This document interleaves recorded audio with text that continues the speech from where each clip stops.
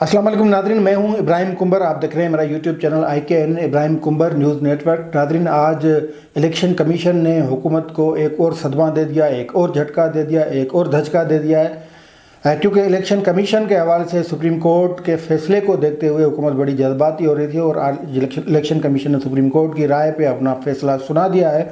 और फैसला ये है कि सेनेट के इंतखाबात जो कल हो रहे हैं वो पुराने तरीक़ेकार पे होंगे, बैलेट पेपर खुफिया होगा और बैलेट पेपर के काबिल शनाख्त के होने के हवाले से कोई फ़ैसला इन इंतखाबात में नहीं किया जाएगा। इलेक्शन कमीशन ने कमेटी बना दी और कमेटी 4 हफ्तों में फ़ैसला करेगी। इसके दौरान ये इंतखाबात कल हो जाएंगे और इसी सदमे की वजह से इलेक्शन कमीशन के इसी फैसले की वजह से हुकूमत तगो दो में लग गई है, हुकूमत की दौड़ें लग गई हैं। इमरान खान वज़ीर आज़म यहाँ पे मुख्तलिफ़ मेंबरों से 2.25 साल के बाद 2.5 साल के बाद चेहरा दिखा रहे हैं, उनसे मुलाकात कर रहे हैं, उनसे खातिरियाँ ले रहे हैं, गारंटीज़ ले रहे हैं कि आप हमारी कैंडिडेट जिन्हें हफीज़ शेख को वोट देंगे। सिंध में दमचर मचा हुआ है। सिंध में मतलब वो ऐसी सूरत हाल है कि PTI वाली जो क़यादत है वो इल्ज़ाम लगा रही है कि हमारे मेम्बरान को अगवा किया गया है, मिसिंग हैं। ये महमूद खान को KPK में टारगेट दे दिया गया। हुकूमत की ऑफर्स अपोजिशन के लिए बढ़ती जा रही हैं। बहरहाल ये सूरत हाल है। ये सब हम आपको इस वीडियो में बताएंगे। इलेक्शन कमीशन का फैसला बताएंगे, हुकूमत की सरगर्मियाँ बताएंगे। सुप्रीम कोर्ट में आज एक केस हुआ है सैफुल्लाह अबड़ो के हवाले से, जिसको टेक्नोक्रेट सीट पे नामजद करने पे इलेक्शन ट्रिब्यूनल ने उनको नाअहल करार दे दिया था। तो उस पे सुप्रीम कोर्ट ने क्या फ़ैसला किया है वो भी हम सब आप इस वीडियो में बताएंगे। लेकिन उन दोस्तों से गुजारिश है जिन्होंने चैनल को पहली मरतबा देखा है, जिन्होंने चैनल को सब्सक्राइब भी नहीं किया, वो सब्सक्राइब करें, बेल आइकन को क्लिक करें ताकि ताज़ा वीडियो अपडेट्स आप तक पहुँचती रहें। तो नाज़रीन, पहले आते हैं इलेक्शन कमीशन के फैसले से। लेकिन उससे पहले सुप्रीम कोर्ट की कल जो राय आई थी वो राय आप सबने सुनी। उस राय में ये कहा गया था कि सेनेट के इंतखाबात आइन के आर्टिकल 226 के तहत होते हैं और खुफिया होते हैं, लेकिन वो जो सीक्रेसी ऑफ वोट है वो ताहयात नहीं। और सुप्रीम कोर्ट ने उस हवाले से 1976 का एक सुप्रीम कोर्ट के फैसले का हवाला दिया, जिसके बाद इलेक्शन कमीशन को कहा गया कि जदीद टेक्नोलॉजी का इस्तेमाल करके वो करप्ट प्रैक्टिसेस को रोक सकती है। तो ये सारी जिम्मेवारी इलेक्शन कमीशन पे डाली गई और इलेक्शन कमीशन तक अभी फैसला पहुंचा ही नहीं था। सारी PTI की टीम जो वज़रा की थी, मुख्तलिफ जिसमें वज़रा थे, वो चीफ इलेक्शन कमिश्नर के पास पहुंच गए। सुप्रीम कोर्ट के तर्जमान के तौर पे उन्होंने बताया कि ये फ़ैसला आ गया। तो चीफ इलेक्शन कमिश्नर ने कहा कि थानू पता है इलेक्शन कमीशन पेश होता रहा इस केस में, तो जो फ़ैसला आया फ़ैसला हम भी देखेंगे, उस पर फिर अपना फ़ैसला बताएँगे। क्योंकि इलेक्शन जो इंतखाबात का इनेकाद इलेक्शन कमीशन की ज़िम्मेवारी है, वो सुप्रीम कोर्ट ने कहा है। और सुप्रीम कोर्ट ने यह भी कहा है कि ये ज़िम्मेवारी भी इलेक्शन कमीशन की है कि आइन के पैराए में रह कर कानून को देखते हुए करप्ट प्रैक्टिसेस को रोके। और इलेक्शन कमीशन ने यही जवाब दिया था कि करप्ट प्रैक्टिसेस को रोकने के लिए हम आइन और कानून से वाकिफ़ हैं और अपनी ज़िम्मेवारियों से भी वाकिफ़ है, आगाह हैं, तो हम उस पर ही काम करेंगे। तो जो सुप्रीम कोर्ट में इलेक्शन कमीशन ने जो मौक़िफ़ दिया था उसी पर सुप्रीम कोर्ट ने उस मौक़िफ़ की तस्दीक है। इलेक्शन कमीशन को कोई बता नहीं सकता, कोई हिदायत नहीं दे सकता, कोई ऐसा कानून भी नहीं ला सकता जो इलेक्शन कमीशन के इख्तियारात को छीन ले। बहरहाल इलेक्शन कमीशन ने कल इजलास किया, इस सुप्रीम कोर्ट की राय पे गौर व गौस किया, तफसीली सोच विचार की और उसके बाद इलेक्शन कमीशन इस नतीजे पे पहुंचा कि सुप्रीम कोर्ट की राय मुकदम है, उस पर अमल दरामद किया जाएगा, उसकी रूह के मुताबिक अमल दरामद किया जाएगा। लेकिन सुप्रीम कोर्ट की राय में ये नहीं है कि सेनेट के इंतखाबात, हालिया इंतखाबात जो कल हैं, जो ये फैसला 2 दिन पहले आया है, तो 2 दिनों में इलेक्शन कमीशन जल्दबाजी में ये करे वो करे, इस तरह नहीं होता। वोट की सीक्रेसी अपनी जगह होती है, भले वो ताहयात नहीं हो, लेकिन उसमें यह भी मुद्दत नहीं है कि आप एक दिन वोट दें दूसरे दिन आपका वोट खुल जाए।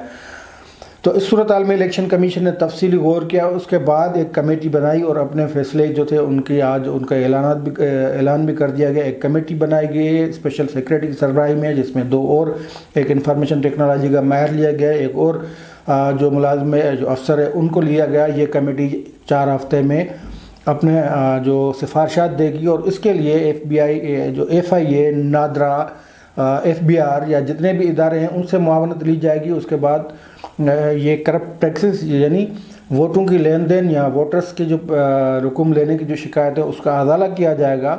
लेकिन ये कल नहीं हो रहा, ये आने वाले इंतखाबात सेनेट के होंगे मुमकिन तौर पे, उस पर ये एप्लीकेबल हो, उस पर ये अप्लाई कर सके जो जदीद टेक्नोलॉजी का इस्तेमाल। लेकिन کل کے لیے جو انتخابات ہو رہے ہیں وہ پرانی ٹیکنالوجی، پرانے بیلٹ پیپر پہ ہوں گے، بیلٹ پیپر سیکریٹ ہوگا، یہ سپریم کورٹ نے بھی کہہ دیا اپنے رائے میں، بیلٹ پیپر تاحیات سیکریٹ ہوگا یا نہیں وہ 4 ہفتے کے بعد جو کمیٹی سفارش کرے گی اس کے بعد سٹنگ ہوگی، الیکشن کمیشن کا اجلاس ہوگا، اس میں فیصلہ کیا جائے گا کون سا طریقہ کار اختیار کیا جائے، لیکن یہ ایک لمبا پروسیس ہے اور الیکشن کمیشن سمجھتا ہے کہ ہم ایک آئینی ادارہ ہیں، ویسے آئینی ادارہ ہے اور سب حکومت ہی کہتی ہے کہ الیکشن کمیشن بااختیار ادارے، تمام ادارے بااختیار ہیں، تو الیکشن کمیشن پہ پھر اس طرح دباؤ نہیں بڑھانا چاہیے جس طرح شبلی فواد چودھری و دیگر وزراء جو الیکشن کمیشن پہنچے تھے ابھی فیصلے آنے سے پہلے ہی وہ الیکشن کمیشن کو ڈکٹیٹ کرنے جا رہے تھے، لیکن پھر الیکشن کمیشن نے ان کو بھی سنا، لیکن اپنی مشاورت سے یہ اس نتائج پہ پہنچے الیکشن کمیشن کے ہم ایک کمیٹی بنائیں گے، کمیٹی فیصلہ دے گی، لیکن اس سے پہلے کیا ہوگا، اس سے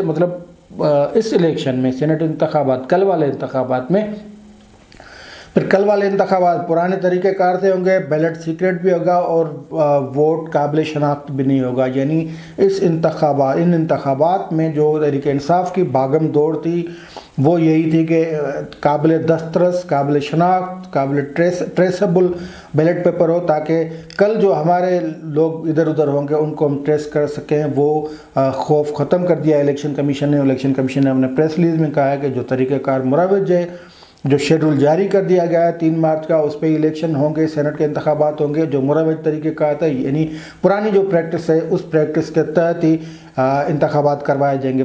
پرانی پریکٹس یہ ہے کہ ووٹ خفیہ ہوتا ہے، ووٹ قابل شناخت نہیں ہوتا ہے، الیکشن کمیشن کنڈکٹ کراتا ہے سینٹ کے انتخابات۔ تو یہ ویسے پیپلز پارٹی یا اپوزیشن کا جو موقف تھا وہ درست ثابت ہوا، الیکشن کمیشن نے بھی اسی رائے کا اظہار کیا، اسی فیصلے کا اظہار کیا، لیکن حکومت کو دے دیا زبردست قسم کا جھٹکا، اور حکومت اب لگ گئی ہے اپنی تیاریوں میں۔ وزیر اعظم آج سارا دن ممبران سے ملتے رہے، انہوں نے وہ منتیں کرتے، ان کے وزراء منتیں کرتے تھے، جیسے یار محمد رند صوبائی وزیر ہے وہ کیسے غصے ہوئے ہوا ہے کہ ہمیں اپنے جو پرائم منسٹر ہے وہ ٹائم نہیں دیتے، میں پارلیمنٹ لیڈر ہوں، وزیر ہوں صوبائی، لیکن مجھے ٹائم نہیں ملتا۔ پھر آپ کو یہ پہلے سوچنا چاہیے تھا نا، اب آپ کرائے کر رہے ہیں، آپ یا جو کچھ کر رہے ہیں، شکایت شکوے گلے کر رہے ہیں۔ اسی طرح جو وفاقی وزراء ہے وہ ان سے وزیر اعظم نہیں ملتا، وفاقی وزراء جو ہیں وہ ممبران کو سلام نہیں کرتے، ممبران جو ہیں وہ نیچے پبلک میں نہیں جاتے، تو یہ نیچے سے لے کر اوپر تک یہ سارا صورتحال ایک جیسی ہے۔